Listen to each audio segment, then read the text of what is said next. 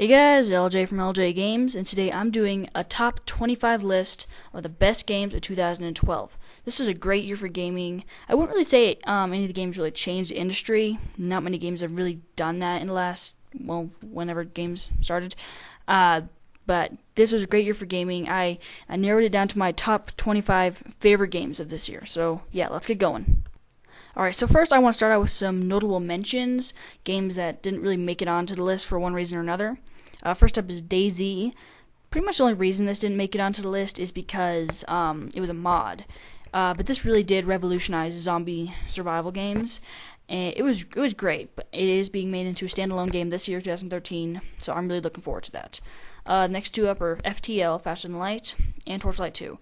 I didn't play enough in either of these games for them to really make it on. FTL didn't really feel like a game as much as just a simulation, or I'm not really sure what the word is.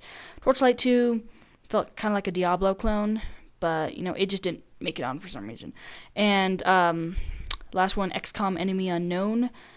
Yeah, well, I didn't play enough of this game for it to make it on. I mean, I played like half hour of this game. If I played a few hours more, it probably would have made it on. It's a really good game, but it just didn't make it on. So, now onto the actual list. At number 25, we have Guild Wars 2. I don't know what it was about Guild Wars 2 that put it so far down on the list.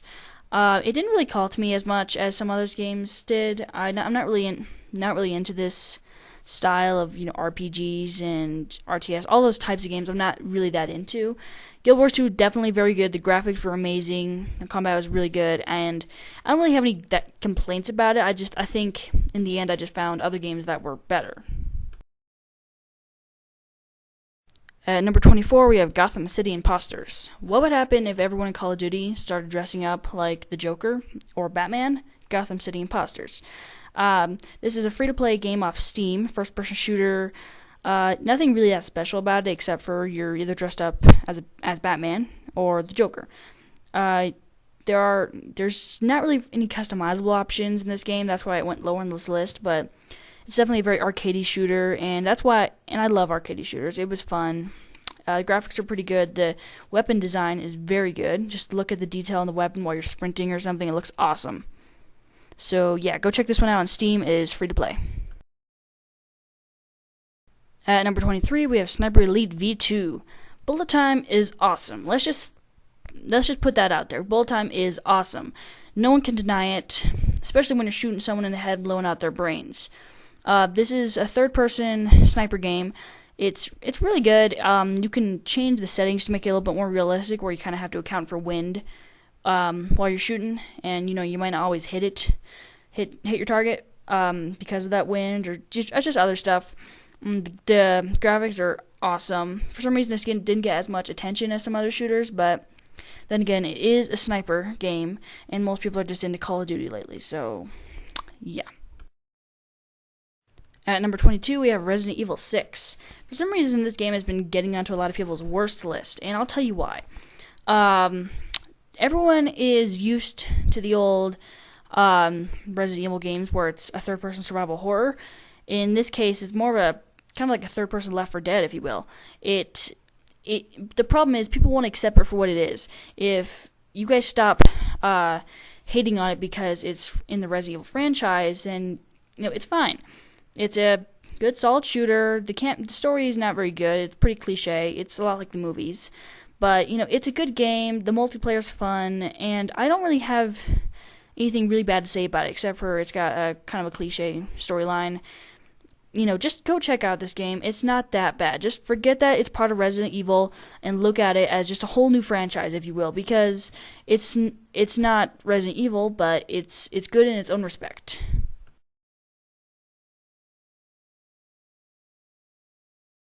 At number 21, we have CounterStrike Global Offensive. I have not played the original CounterStrike, which was, as most of you know, a mod off of the Half-Life 2 source engine. But obviously this is a Call of Duty clone, or maybe Call of Duty was a clone of this game. Not really sure, but I think this was actually a remake of the original Counter-Strike game. I know that one got a lot of praise, and this is a pretty good shooter. It's got some really good maps, and that's what makes it good. The combat's solid, got some pretty good weapons. I noticed that the balancing is very good in this game. as in games like Halo, which I have no problem with. But there are some weapons. It's like I have a pistol and you have a rocket launcher. Who's gonna win this fight? In CounterStrike Global Offensive, the weapons are very balanced, and if you want to get a better weapon, you're gonna have to pay for. You're gonna have to like earn up enough XP to get that weapon. At number 20, we have Mark of the Ninja. Now, I'm not normally into 2D platforming games, but Mark of the Ninja is really good because it is a 2D platforming game, but when you add in stealth, blood, and killing cops, it's pretty darn good. It pretty much takes the style of, all those online Batman games you used to play when you were 8, and, well, if you're 15, around my age, well, younger than, whatever. I'm more like 13. Anyway, Mark of the Ninja has really good stealth elements, and it really just feels fluid, and the pacing is good, and it's definitely no Assassin's Creed or Dishonored, but it's a good game for anyone who just wants a bit of 20 minutes of fun. Unfortunately, it doesn't hold up, but it does have some replayability value in some areas. At number 19, we have Sleeping Dogs. What would happen if you put Grand Theft Auto 4 and put it in Tokyo? Well, Sleeping Dogs. In Sleeping Dogs, you play as an undercover cop, which you can customize, so he might fit in a little bit more. You're undercover. There's a lot of cool vehicles you can drive around. It looks great, by the way. The game is awesome. It's open world, so you can go pretty much anywhere in Tokyo. It feels really great. The combat system is the best part of this game. You have there's a lot of cool It looks really great. It's martial arts, and the combat system is just great. It's very fluid, and it works out very well. It takes a little bit getting used to if you're used to other, like maybe shooters or something, but I don't know. Other third-person games are not like Sleeping Dogs. This is nothing like those ones. Sleeping Dogs is definitely unique. Not as good as Grand Theft Auto 4, but definitely unique, and you should go check it out. At number 18, we have Max Payne 3. Now, a lot of people didn't even play this game after that horrible movie, and that's why they thought it was going to be no good. But the fortunate people that did play this game realized that they were in for a big treat. Max Payne 3 is much like the originals, but better in a way. I haven't really played the second one, but I have played a bit of the first one, and that was awesome. Max Payne 3 has bullet time, much like Sniper Elite V2. Like I said earlier, bullet time is awesome. The graphics are beautiful. I mean, just beautiful.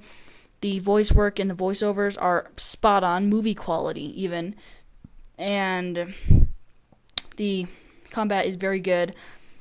And it's got all that, everything you want in a third-person shooter. There's even a fun multiplayer. It seems a little bit unorthodox, but it does fit in the Max Payne series really well.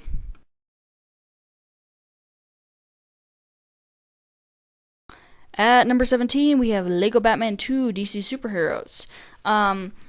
Unfortunately, Lego games have gotten a little more action-packed than they used to be. In the first Lego Star Wars game, it was a lot of puzzle solving and not as much action, which I loved, and that's why I love that game. But in Lego Batman 2 DC Superheroes, it does kind of go back to its roots and has more puzzles than it does action, which is great. And you have a few new characters, such as Superman, Wonder Woman, Green Lantern, Flash, all those guys. This is a really good buy. I played it on the Xbox 360, and I just loved it. All Lego games are good, but Lego Batman 2 was just awesome and really made me feel good about Lego games again after more recent ones have turned into just another third-person slasher or shooter or whatever.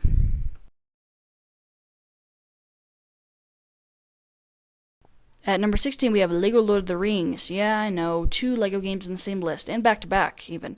Well, I wouldn't say one is really better than the other, and that's why I'm putting them right here. They're both pretty much taken in the same spot anyway. But Lego Lord of the Rings is really good because the dialogue is actually straight out of the movies, and with some added in stuff, so you never know what's going to happen in the cutscenes. So I really do actually look forward to the cutscenes and don't lament at the fact that they're unskippable. The combat's really good. It really does feel like Lord of the Rings. And I love that. I was a little skeptical about this game after Pirates of the Caribbean, how I didn't like that one at all. I mean, I know the Star Wars one was good, Indiana Jones was good, but I saw a bit of a relation between Pirates of the Caribbean and Lord of the Rings, and I thought they were going to ruin it, but it turned out it was really good, and if they're going to make a Lego Hobbit game, I'm really looking forward to that. And at number 15, we have Mass Effect 3. Yes, I know what you're thinking. Mass Effect should be really much higher on this list, even number 1. Well, for some reason, Mass Effect 3 did not really call to me as much as the first one did.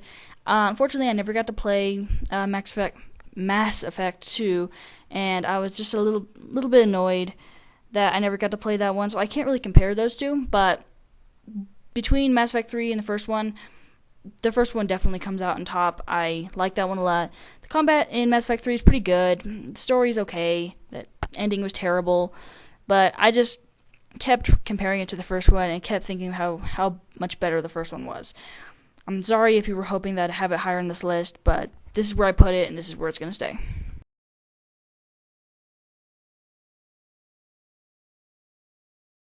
Number 14 is The Walking Dead. What can I say about The Walking Dead? It's not a game. People keep calling it a game, but think about it. When are you really doing that much? It's more of an interactive movie than it is a game. I think it would have done better with its great story and great emotional journey. I think it would have done so much better as just more of a TV show. Fortunately, I don't actually watch that TV show. I don't have it or anything.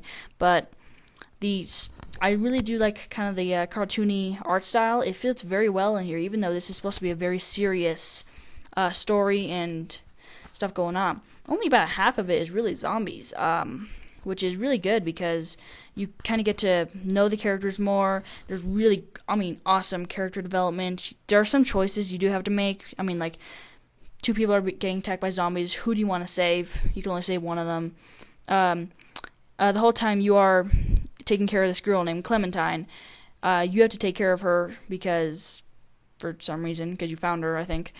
I don't know. I came into the game late and you'd already found Clementine.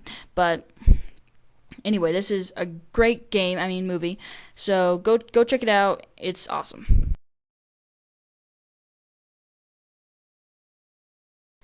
At number 13, we have Assassin's Creed 3. I was really hoping Assassin's Creed 3 would get higher on this list. I really liked the previous games, and I feel like this was kind of the weakest entry yet. It's still a good game. By no means is it a bad game, but it just wasn't as good as the earlier ones in the series, and I don't know. Plus, and this guy's in white. Who walks around in a white cloak? Don't you think you'd be caught? Yeah, right. A lot of the game, you are, the main character Connor, but you're not dressed up in your big suit yet, and you don't really look that cool, and it was just kind of annoying. A bit of a distraction sometimes. You just all these side missions you might have to do. Some of them aren't mandatory, but some of them are, and I felt there were a couple of restrictions. Like I would try to jump on the roofs, just jump from roof to roof, and I get caught very easily. But, other than that, it's a pretty good game. It's got great combat, awesome assassinations. The graphics are spot on. Besides what I've already said, can't really say much else about it. Number 12 is Scribblenauts Unlimited. And no, I'm not joking. Scribblenauts Unlimited is, as the title says, unlimited. You can summon just about anything in this game. Pretty much, it is a puzzle game, and sometimes you just need to summon stuff to get to a certain area. You need to get up somewhere high, summon a trampoline or a jetpack. You can solve lots of things, or you can just screw around and summon Godzilla and T-Rex and have them, make a boss fight out of it. There's so many things you can do in this game. You can make just about anything that's not inappropriate anyway. And yeah, you should go check it out. It's about $30. I think that is a little high, but due to the fact that they put a lot of effort into this game, I think it's probably worth it. At number 11 is Call of Duty Black Ops 2. Truthfully, I wasn't actually expecting much from this game. Nothing new anyway. All Call of Duty games are pretty good, but unfortunately, Call of Duty Black Ops 2 is just average. I don't know why I even put it this high on this list. I guess I was just so much in the hype that I put it on here without really thinking. But anyway, I'm just going to talk about it. Black Ops 2 is a lot like just any other Call of Duty game. It's got everything you expect: deathmatch, team deathmatch. There's the zombie mode, which is a new and improved sort of zombie mode. It's Wouldn't say it's awesome, but I can't say much about this game. It's Call of Duty. When you hear Call of Duty, you don't think of a particular game. You just think of it as a whole. So, yeah. At number 10 is Journey. Wow. What can I say about this game that hasn't already been said and seen and heard? Because this game is beautiful visually and, was it verbally? No one says a thing. Sound-wise, whatever. What can I say? How about the main protagonist is a Jawa? I'm not sure if anyone's said that yet. The main protagonist is a Jawa. You need to get to a beacon of light in the distance. That's your main goal, and the whole time that's all you're trying to do. The game is beautiful. It's set in the desert. It looks amazing. It's PlayStation 3 exclusive, downloadable. It's gotten so many awards at this point for just telling such an emotional story without even saying a word. It's kind of weird how the designers pulled it off. I think it was made by that game company. So yeah, if you have PlayStation 3, go check this one out. This is definitely worth it. At number 9, Slender. How could I not put Slender on this list? I'm not really talking about Slender the 8 Pages so much as I'm just talking about the series as a whole. Slender the 8 Pages would definitely be the main one, but there were a few knockoffs that were pretty good, such as Slender's Woods, Haunt the Real Slender Game, cheesy title, I know, and what was it called? Slenderman Shadow, which is definitely my favorite out of all the knockoffs. Slenderman Shadow consists of 10 maps. Haunt the Real Slender Game is just one big, almost like a campaign, and Slender Woods I haven't really gotten into yet. But Slender 8 Pages, the original, is really good. You're walking through a forest. The atmosphere is really scary. Only problem is the effects wear off really quickly. It only scares you once or twice, and then you can pretty much play it whenever and not get scared. So yeah, Slender, I don't know. It really depends on how much of a scaredy cat you are when it comes to horror games. But anyway, it's probably only going to scare you once for this game anyway, but it's still, they're all free to play except for the newest one. So yeah, go download it at en.softhonda.com. At number 8, Planetside II. This was definitely the first MMO I've ever played, or one of them anyway. I don't know. It's a first-person shooter MMO, which is somewhat unique. We don't really have many of those, if this isn't the only one. Well, I don't know. The game is good, definitely good. The combat, I feel, is a little bit lacking. I feel when you get into a situation with a lot of things going on, it starts to lag, and the frame rate drops down, which gets pretty hard to fight, and it's just way too easy to die. I mean, if you are, in the future and have all this armor, you should be able to resist more. I mean, seriously, you look like you're dressed up in spandex rather than armor, which kind of stinks. But anyway, this is the only game that will ever feel like you're actually in a war, because it's online, persistent war. If you drop out of it, the war's still going on. There could be thousands of players playing all at once. It's just really amazing what this studio's done. I think it's Sony Online Entertainment. This is a free-to-play game. You can go get it off Steam or from the Planetside II website. It's definitely worth it. You should go check this out, because there's no such thing as a deathmatch or a team deathmatch in this, even though I wish there was. There's no campaign. It's all just online, persistent war forever until people get tired of the game. At number 7, we have Blacklight Retribution. At one point, a few months ago, I was kind of on a spree trying to find the best free-to-play shooters around, and Blacklight Retribution was one of the ones I found. It's almost like if you will, the Halo 3 ODST multiplayer we never had. It kind of mixes modern day shooting and futuresque kind of sci-fi stuff. It mixes them together in a very good blend, and I like the weapons. And you can go to a depot and just summon random stuff like a flamethrower or some health packs or whatever. Rack up enough kills, and you can actually summon a big mech suit. You can get into that and just plow down everyone. This is also a free-to-play game like Planetside 2. Go check this out on Steam, or actually it might only be available on Steam. I'm not really sure.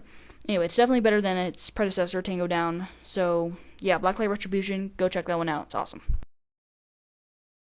At number 6, we have Far Cry 3. This is one of the not one of the best games I've ever played, but one of the best looking games I've ever played. Far Cry 3 has is somewhat open world, not totally, but somewhat open world.